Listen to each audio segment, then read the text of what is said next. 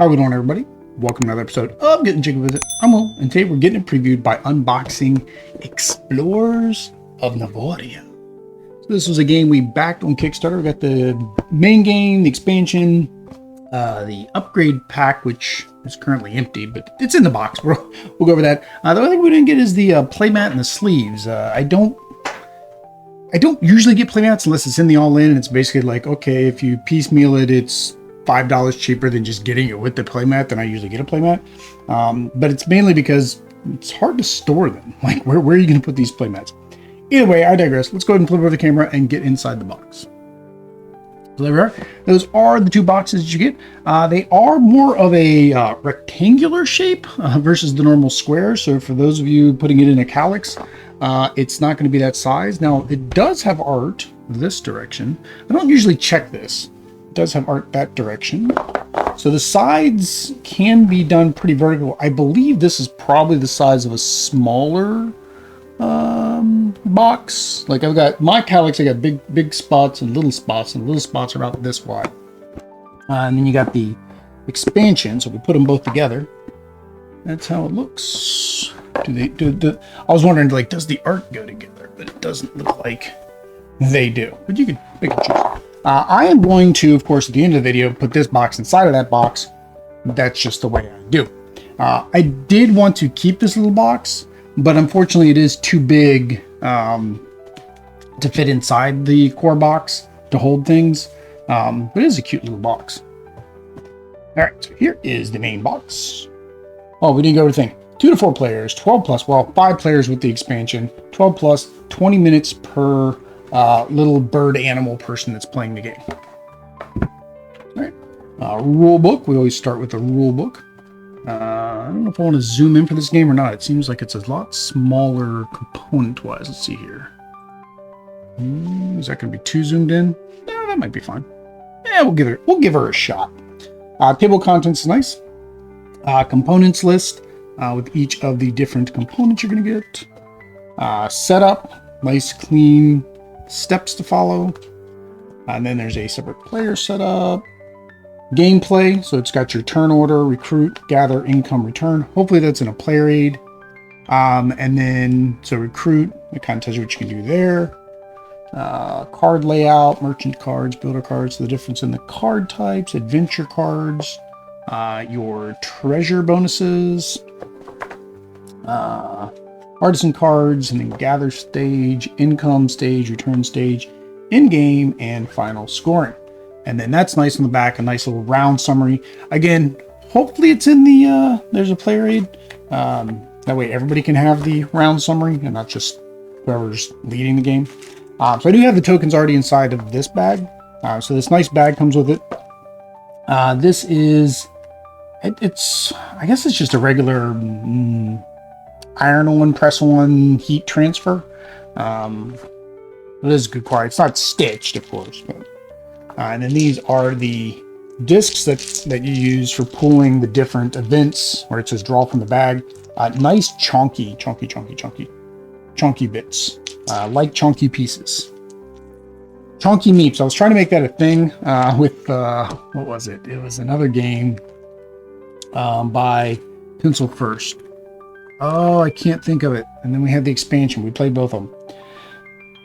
These are, I don't know what these are. These are little tile things. So you have a bunch of them. I know a couple of them are like stretch goals. So a couple of these extras were stretch goals. So they may not be in the retail edition unless they only made one edition. I know Drada does usually have stretch goals that are separate. Like you can buy them. But I don't remember that this game had that because there was nothing specifically saying this is a deluxe edition or otherwise. Either way, this is the Kickstarter edition if I didn't make that clear earlier. Next is your resources, and I did keep, and this is, so they said these were going to be chunky bits, and I've had other games say, oh, we're going to give you nice chunky, upgraded things, and they're not. But this is your difference. I don't even know if that can be called in camera, but that is your difference in your bits. So I kept one just to show you guys for a demo purposes. Size is the same here, but that is a chunky apple there. So you got apples. I'll take a couple of them, put them up closer to the camera, maybe see if we can So you got your apples, nice chunky apples. And then you've got your crystals. I was going to do it for each of the pieces, or, well, technically I put one cardboard in each one because I didn't, know which one I was going to open up first. These are little crystals. Same thing, nice chunky pieces. There's the crystal. You get thrown away. You get thrown away. You get thrown away. So of course, the punch board I've already punched and is being thrown away, I'm sorry, not thrown away. Is being recycled as we speak. And then the last one are the little swords. So this is probably like one of the ones where the upgraded pieces are really going to be beneficial, because with the cardboard piece, because of the way a sword is made, it's kind of, thin. So more chance for it to break. Now, I don't want to say these are bad. So I got the cardboard piece, and I don't mind doing this because we're going to get rid of it. But I mean, that's still a good quality. Like that, it's finally starting to bend. I'm putting a little bit of pressure on it. I mean, shouldn't say a little bit more pressure than you should put onto it for it to do that. Then you have each of the different player factions. Now, something I guess I did not realize in the Kickstarter. So you have, each one has these four. So these are gonna be the same for all of them. They're just the different colors. And then you have your little guy, and then you have your little birdie meeple. And actually you get 3 of the little guys. And then you have your score tracker. So this is the same for all of them, so I won't go through this one, all of them. But then each player color actually has a different type of like little building. So this is for the green player. They have these little like castle type buildings. So I thought that was pretty cool. I like I said, I just didn't remember in the Kickstarter that they were different. But then when I got those, I was like, oh, that's actually kind of neat. And then for the purple, they're these little regular house looking pieces. They're like little triangle houses. Now, one thing I do want to do, once I get the black out, I want to compare the black to the purple. So I can see this as purple here, but I'm thinking from a distance, it's going to be a little bit harder. I wish they would have gone with like a little bit lighter purple than they went with, especially for the same reason. The black ones, like you can barely, it's hard to even see these. Let me see if I can spread one out so it's like by itself. There you go. It's still kind of like a little house. It's kind of hard to tell with the shadow, but it's still like a little, almost like a house shape. So if we take this and this, and we compare the black to the purple, yeah, really, really. I've got a little bit low light right now because, filming and trying to do that. But I remember when I was unboxing it with just the regular overhead light, it was still hard to tell, especially if you had any type of shadow or anything on. So I do wish this was a little bit lighter. Beautiful. I mean, everything else is beautiful. I mean, the color, not the colors, the components, the pieces, the nice chunky meeps. I'm going to keep calling it. I'm going to make that a thing. Chunky meeps is going to become a thing. We'll make a t-shirt for it, and you can buy it. And then the yellow one, their houses are like little domes. They're like little mushroom dome houses.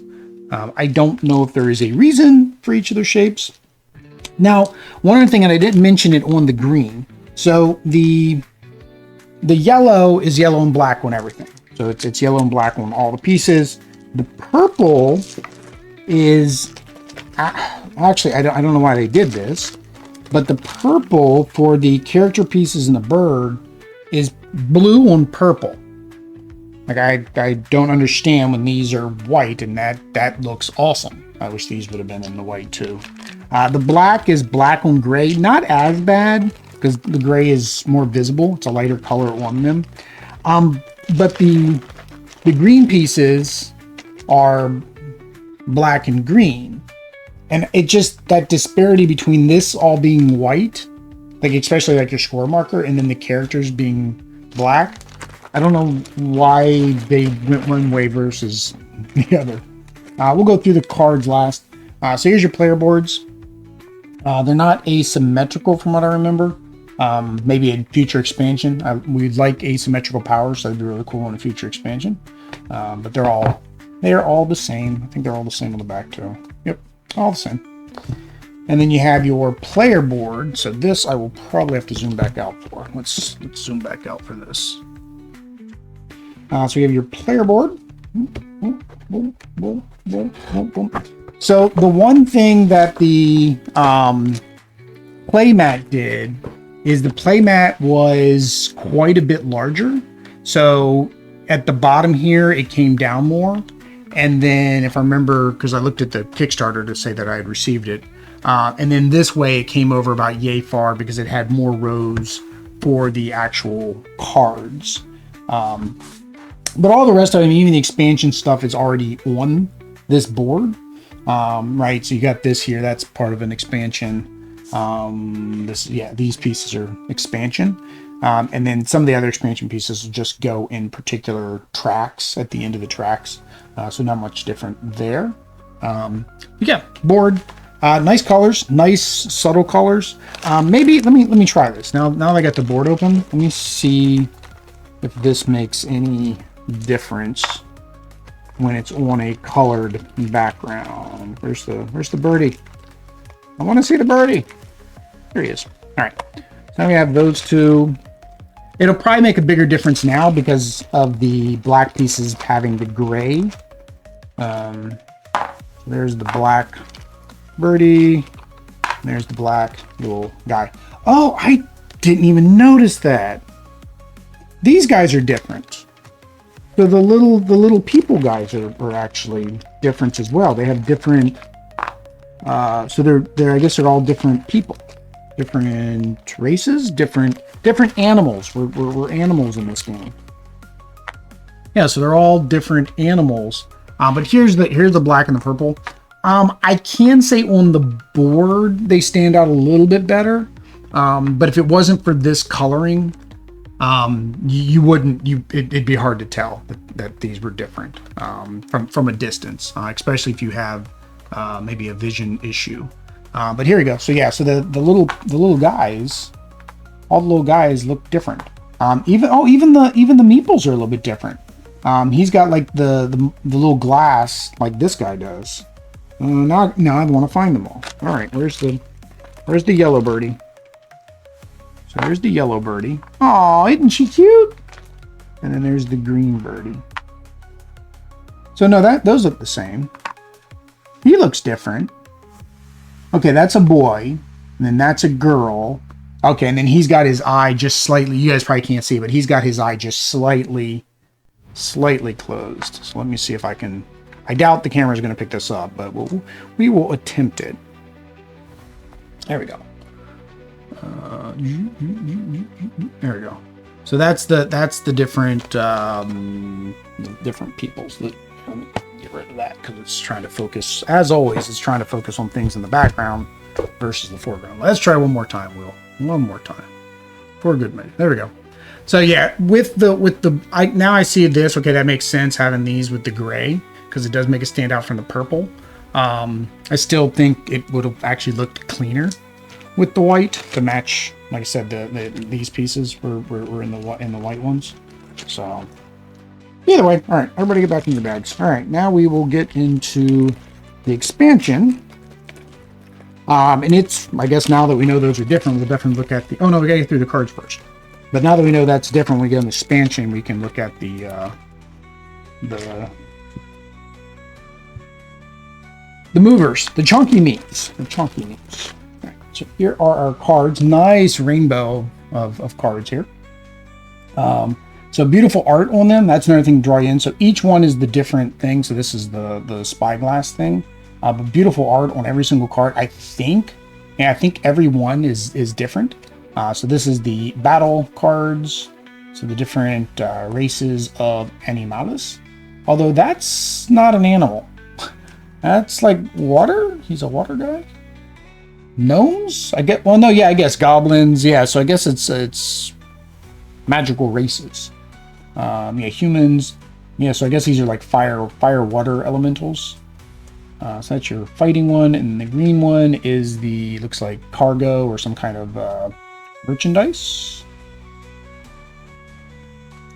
And then, so again, every piece has a different art on it. So it's all unique art, and all beautiful, beautiful art. And then these are the, I don't know, crown bag money things. I'm guessing it's things that give you money.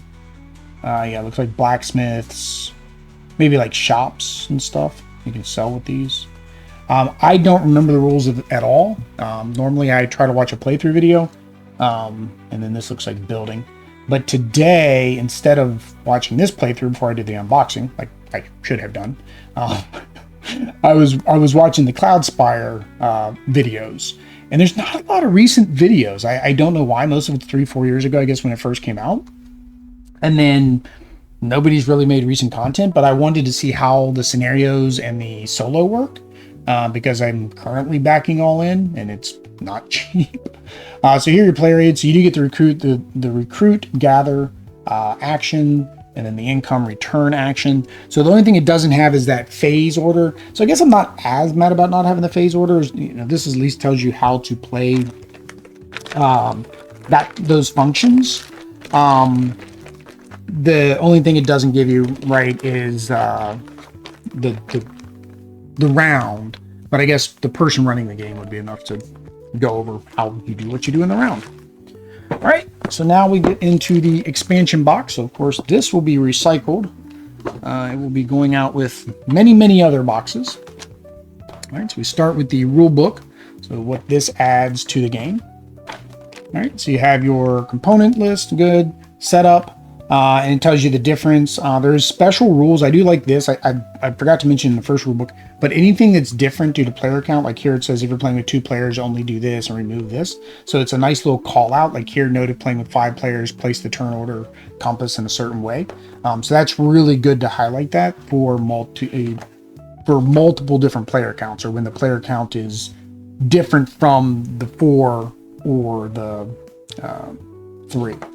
So player setup example, how it's different with the new components, your new rules. So it's got your new steps, and then it says with when you're playing with the 5th player, you have to use all the rules. I'm guessing because at 4 player, the game has just enough things for 4 people to do, but when you get to 5 players, you need more options to be able to send your people out, your workers out. Contract tokens and skills, go cards, and then there is a solo mode. So most likely this is a cute game. Audrey probably won't want to play it, so we may be able to play it, but I think I'll be playing it solo at least first. So there's chapter 1, chapter 2, chapter 3, chapter 4, and chapter 5. So there's 5 chapters for the solo mode. Where did I put the rule book? Put it over there, I think. So the next thing, more chunky meeps. These are, I don't have a clue. Oh, these are for solo. Okay, so these are your solo bits. So it's the same as the other ones, except for when you draw it, I guess there can be effects that happen. All right. Get back in said bag. Oops, lost one. The next one is the new new tokens, new draw things. So there's these gray circles, little search circles. So these get added to the draw bag, so it gives you one more option. And then these 4 guys go on the map at the end of the track, and whoever gets to it first gets one of these, which counts as having one of those. Plus you get one of the contracts, which is a new mechanic in this. Again, don't know how it works. I just know because I had to try to figure out whether or not I needed to keep certain components separate. Because that's one thing you'll notice here. This is the white player. These are white. I would have done something different to... Whoa, we're losing the white player's pieces. I guess we're going to open that next. I would have done something different to these to make them stand out as separate components from the white pieces. I've mentioned in other unboxings, right, that you having components the same color as other components. I get it. It's probably cheaper because they've already got the paint. They can run it through the same machines and manufacturing. But it does cause a little bit of confusion for new players when they're trying to figure out, okay, what pieces do I need to put up and what pieces do I need to keep out? So here is the white player's pieces. So you get that. There's your little birdie. So he's like a little worried bird compared to the other ones. And then This was making me think like a ghost or a squid, maybe a squid. So yep, so that is the white player pieces. All right, all you go in here. All you go in here. Everybody join the party. All right. So these are the contract tokens. So you do get a multi-token, right? When it's because you have 3 contracts, basically because there wouldn't be enough to go around, especially probably in a 5-player game. But again, some more chunky meeps contracts. Now, what I wish they would have done, and I threw them away from this, is, and somebody mentioned on BGG, is you didn't get more of the upgrade tokens, even if you got the 5-player pack. In the 5-player pack, it had more of the resources. It'd have been nice if when they printed that board, instead they would have done more of like this, the three resources. That way, like I said, if you run out because somebody's hoarding resources, which the publisher said you shouldn't do, or maybe the designer, because it's, you know, not a good gameplay strategy. You've got an alternative, right? And then here is your add-on. So this you add to the board at the higher player counts and for the expansion. It gives you more locations to go to. And then these were those tiles, like I said, that get added out over top of the ones that are on the game board. And then now they have the contracts on them. Some of these were stretch goals, if I remember correctly, too. So again, I'm guessing there's no difference in retail because nothing on here said Kickstarter edition. But it is possible that if you get it at retail, yours isn't going to be exactly like mine.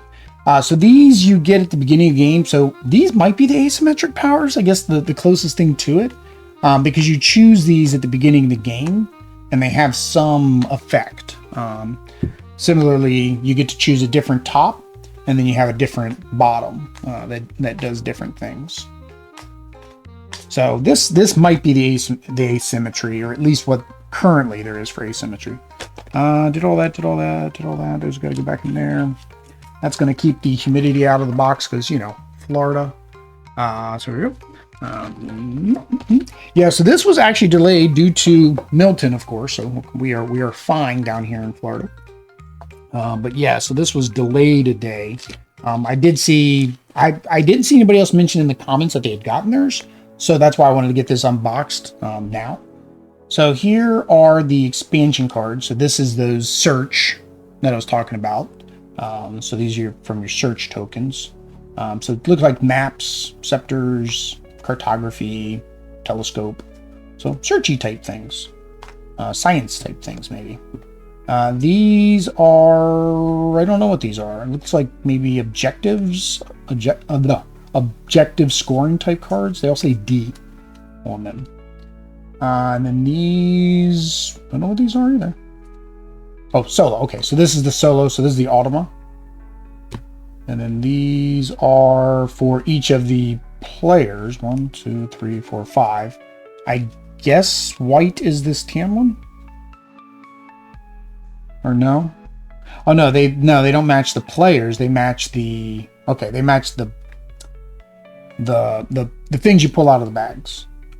But same thing. I'm not sure what these are for. And then you do get one more player aid for the last player. That's nice. All right, so now let's get it all back in the box. I'm sure it'll all go back in the box. I don't think this is any way that it won't go back in the box. Some people do not like to do this to their games. I personally don't care. As long as the game is in the box and can be played, I will get rid of every insert. I will not create a custom insert. And for me, I don't know. I know a lot of people, it's like, oh, it's setup time, so forth. I've got to set up the game. I got to take the game down for doing live streams. So for me, setup and takedown is just setup and takedown. The box is a very tight fit. The board is an exact fit in there. Then we get our player boards plus our 5th player board. Put those in there. Start throwing everything else in the box. There.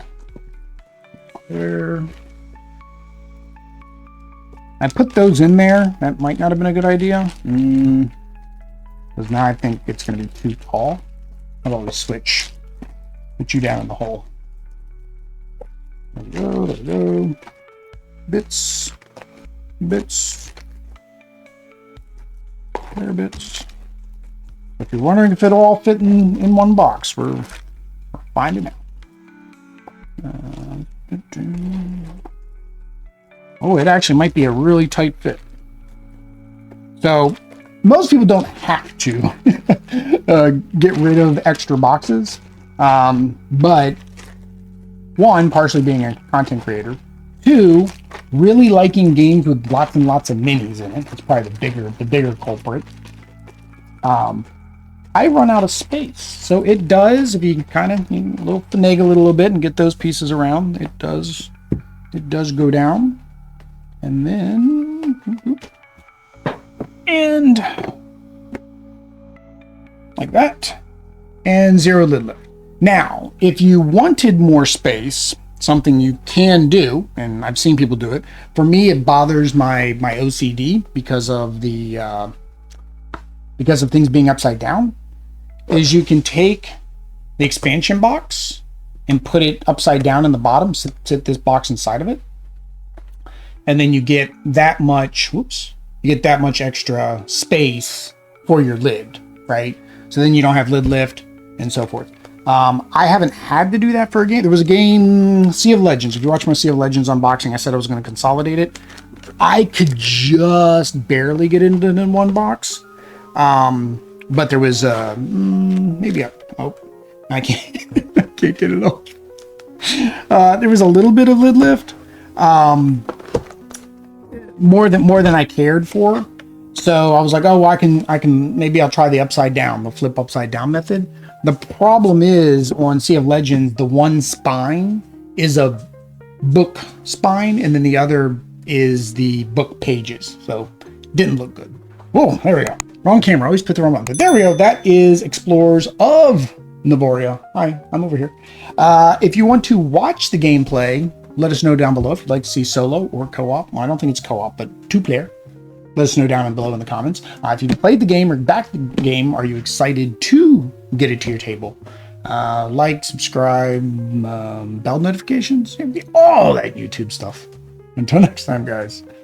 Peace.